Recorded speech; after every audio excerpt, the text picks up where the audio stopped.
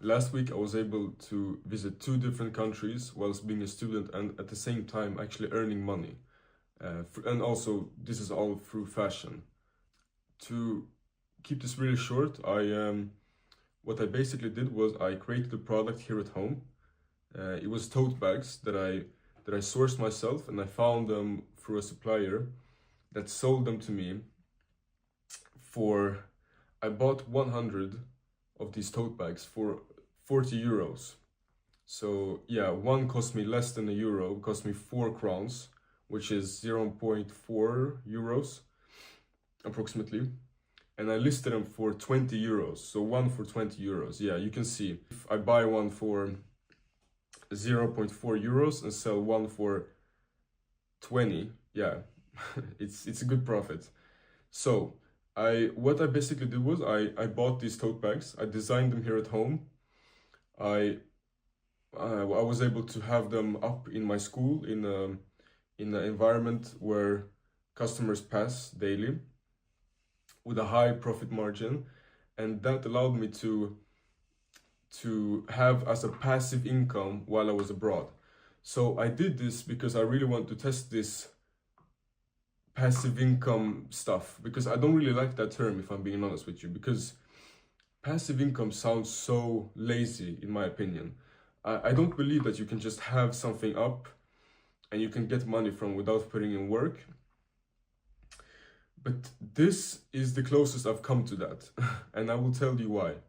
In this video, I will show you the whole process from designs to my my thoughts after the process, after this experiment, and what I wish I knew before I kind of did this to maximize profit, reach my own brand, and yeah, just to maximize the result. So yeah, as mentioned, I bought these tote bags. I designed them here at home with paint that basically cost me nothing. One big jar of textile paint cost me about 30 euros, and I've been using the same tub for maybe more than a year.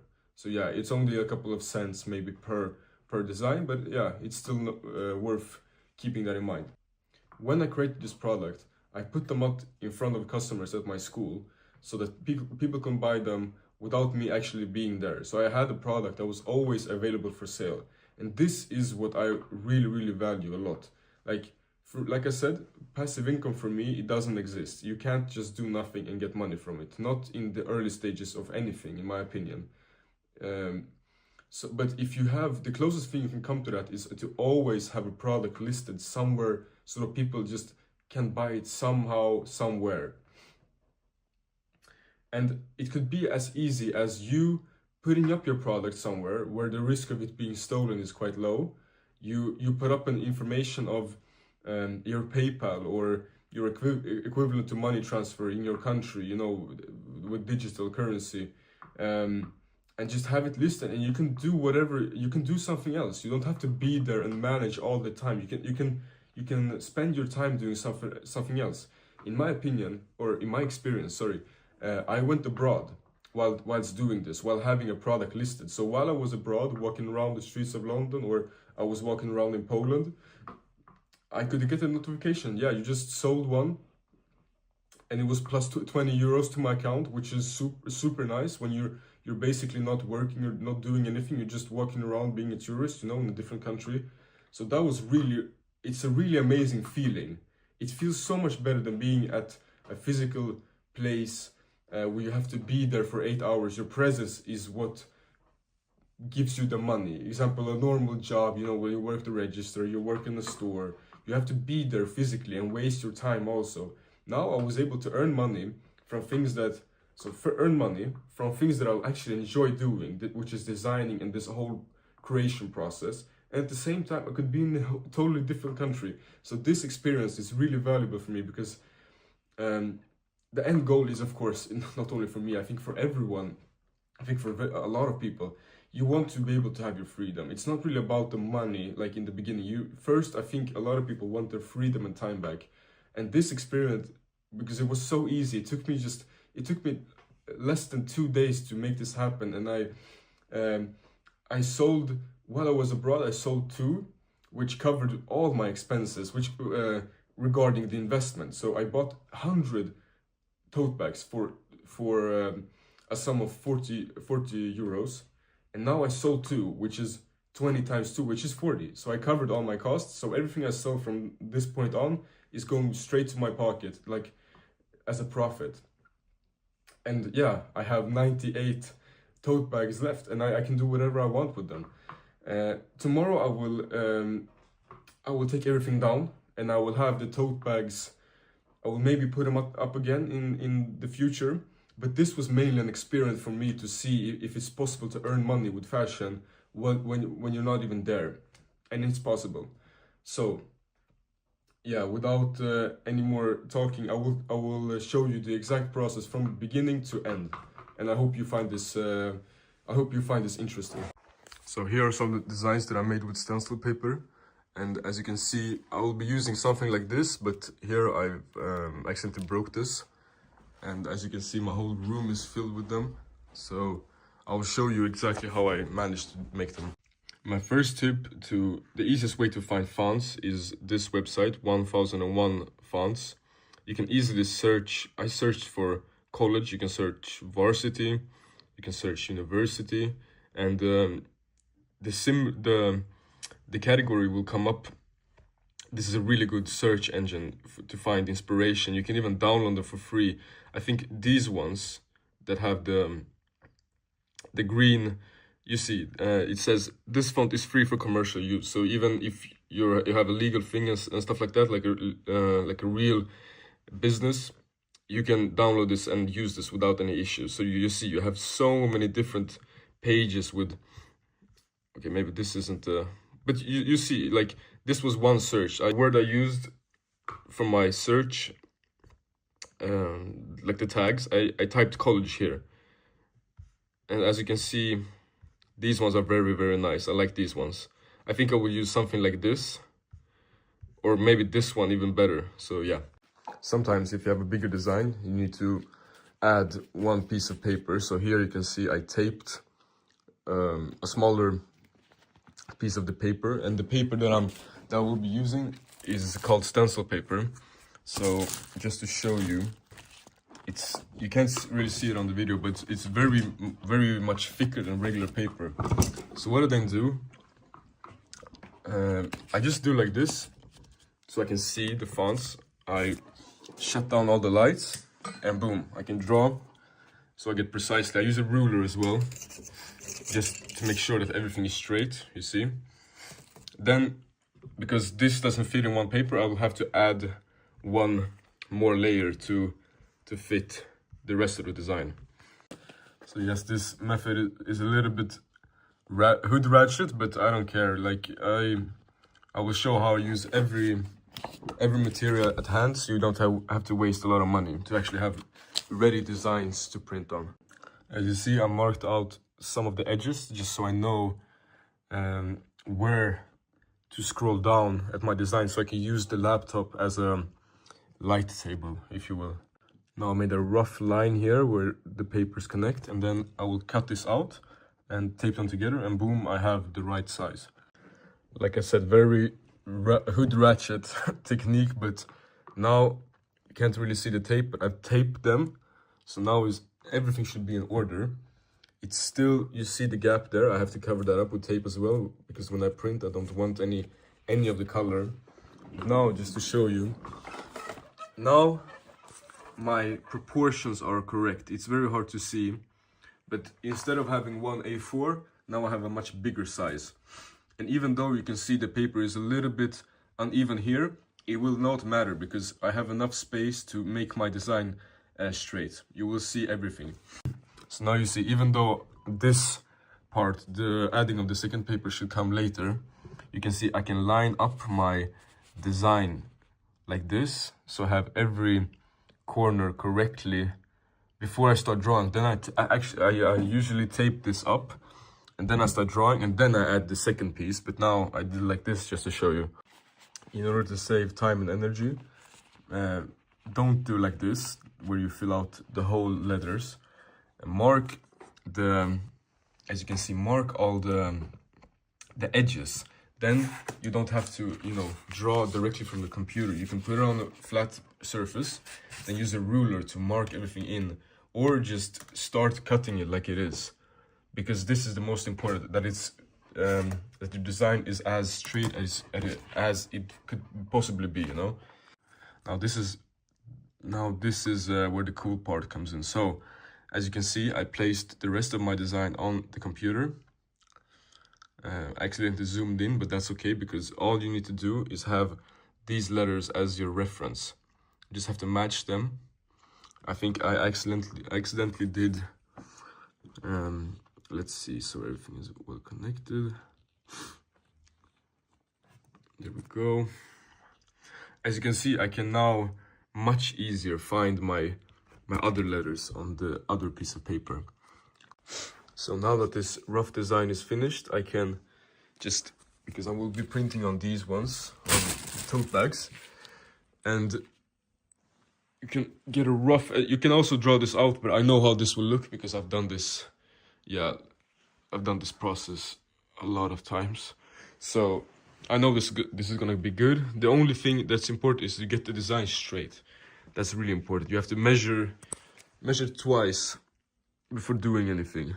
And yeah, you can see that this is gonna be good. And then I will try to use the coat of arms of the city just under the design. And as you can see, I can see the letters under there. So it just fits. I have a lot of space down here. So yeah, maybe I even push this up a little bit. So this is how the design will look. Well, it's drawn out. I used just a regular ruler to keep it straight, and a pencil. It was like playing the game when you were little, connect the dots. It was the same thing. So it's very straight and very professionally done. And one more tip that I have is, because this is a stencil, you will have to fill in these spaces, because there's nothing supporting this that's inside of the bubbles. So you have to fill this out with a brush or anything of that nature. And this part takes the longest, it's the most time consuming, and is to cut everything out. If you can do this in a much faster way with a machine or anything like that, I strongly suggest that you do this, because this takes so much time. So this will be my setup. I'll place the tote bags inside of here to give them pressure and for color not to leak through. This is the design when it's cut out. Like I said, I will use this sponges, and I would use, I have Speedball. I have everything I need. First I will print everything, 2 designs, that one, first that one and then that one. Then everything that's I will film for you. Everything that is dirty or has a lot of paint on it, I will place it here. So everything is done in my dorm. So yeah.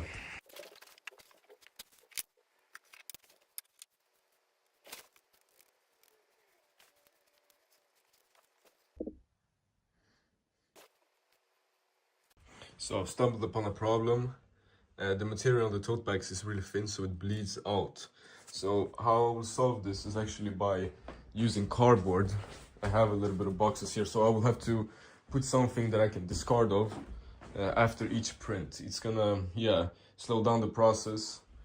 It takes a while, but yeah. And one more issue I have is that the print becomes really fat. It bleeds through my stencils. I think I have to use a smaller brush, but then again, it takes way more time. But how I'm going to solve this one, for instance, like from now on I will do less pressure and so on and so on. But how I will solve this, because I will still sell this, how I will do this is, after you cure it, I cure it minimum. My first occasion where I cure it is, I do it at my machine is at Fahrenheit, so it's like 350 Fahrenheit. I don't know what it is in Celsius, but I cure it for 3 minutes times 3. That's one occasion. Then I do it again when it's cooling off. So I always do that. Then I do multiple washes with them, so the ink actually like it becomes less visible. Now it looks really black. A lot of like this excess stuff, it disappears, and maybe I will scrape it with some sandpaper to even out the edges as well.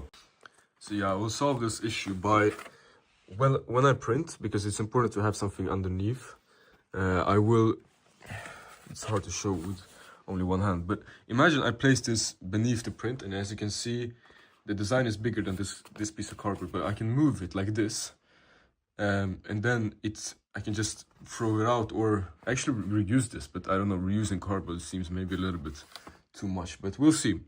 So after that process, I had complete products, and I was able to sell them, of course, as mentioned. So if I were to do this again, my advices would be that, first of all, some theoretical advice is that marketing is actually way more important than the product itself. I don't think I would be able to sell as many if I just did regular tote bags with like no story behind them, because now I sold it as a merch for the school, as a souvenir. I didn't market it like crazy. When I was abroad, I posted some stories. I didn't post any reels. I didn't do like this, like, you know, but if I actually spent a lot of time, this is perfect, especially if you want to work abroad and, you know, you want to win your time back and stuff like that.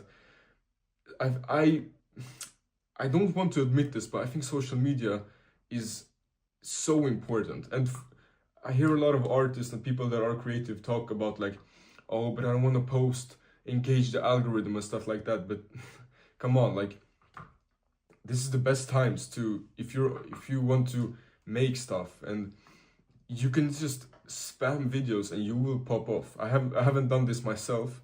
This is fairly new to me, this whole social media thing, but I'll try, and I keep getting better in this. And my next experiment will be that I will try to focus a little bit less on the product at first, and actually way more on the marketing and the story building in the beginning.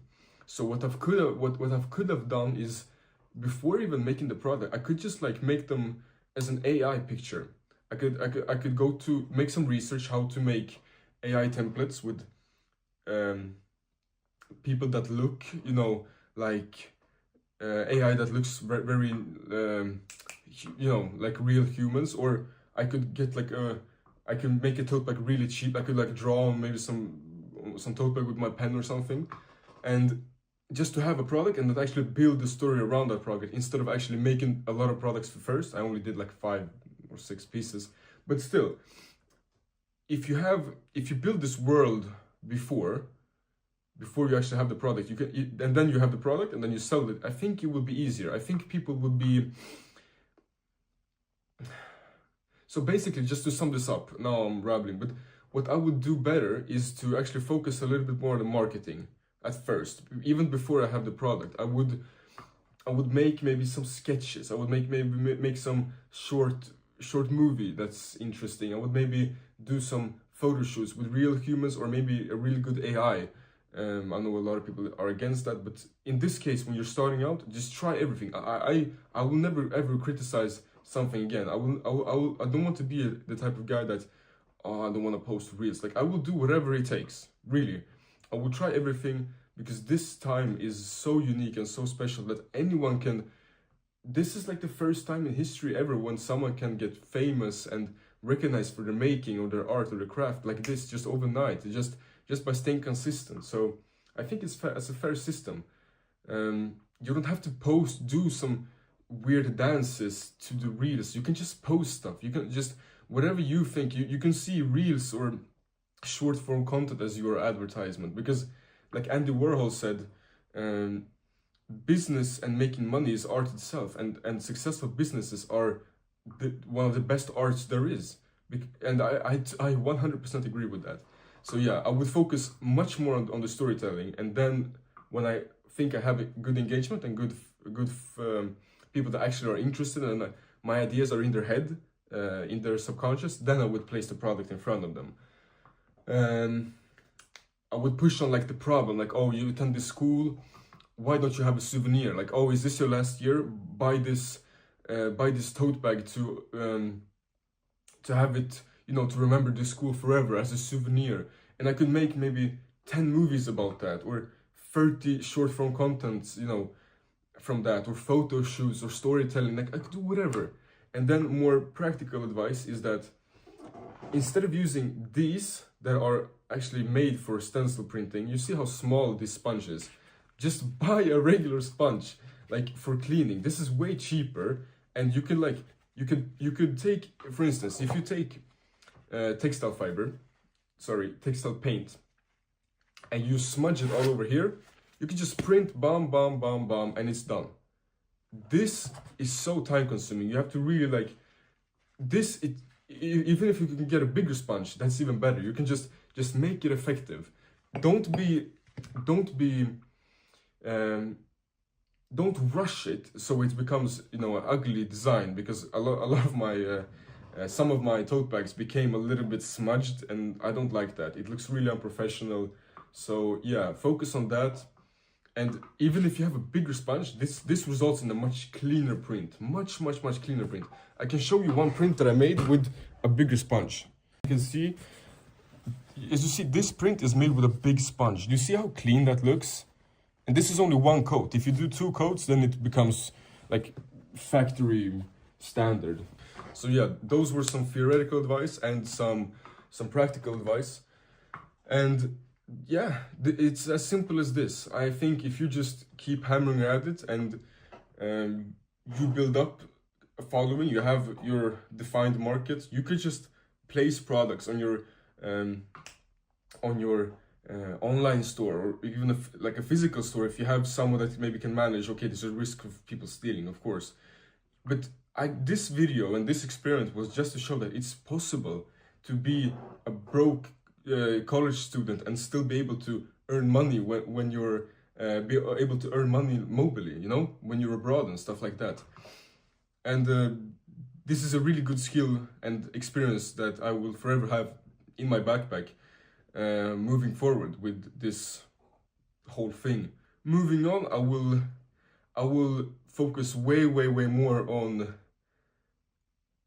being comfortable with posting on social media and actually exposing my designs and my art and my craft to the people in general. I think a lot of people, in my experience, a lot of people that want to think they're creative, or they even are really creative, they have a lot of good ideas. That's not the thing that makes you unique, because having good ideas, that's just the first step. A lot of people come up with really good ideas, but the ones that build the first airplane, or the ones that create the iPhone, those are the people that act on their ideas.